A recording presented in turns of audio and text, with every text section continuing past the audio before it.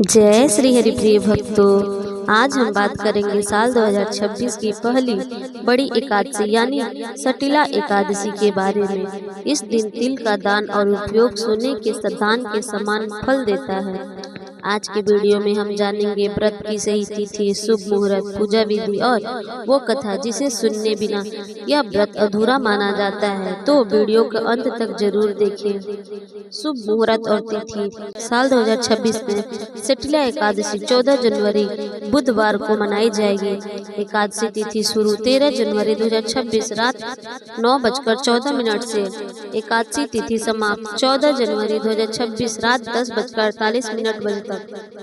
पारण व्रत खोलने का समय 15 जनवरी 2026 को सुबह 7:15 से लेकर 9:21 तक। इससे जुड़ी एक और विशेष बात, 14 जनवरी को मकर संक्रांति भी है, जिससे इस दिन का महत्व कई गुना बढ़ गया है।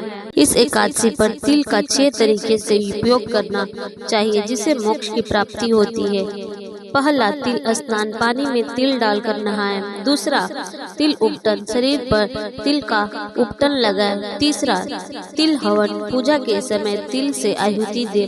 चौथा, तिल तर्पण, पितरों को तिल मिला हुआ जल अर्पित करें। पांचवा, तिल भोजन, फलाहार में तिल का सेवन करें। छठा, तिल दान, गरीबों को तिल और गर्म कपड़ों का दान करें। इस दिन क्या करें? सुबह जल्दी उठकर स्नान करें और भगवान विष्णु के सामने व्रत का संकल्प ले। ओम नमो भगवते वासुदेवाय मंत्र का निरंतर जाप करें। रात्रि जागरण करें और विष्णु सहस्त्र नाम का पाठ करें। क्या ना करें? इस दिन भूलकर भी चावल ना खाएं, घर में कलेश ना करें और ना ही किसी की बुराई करें।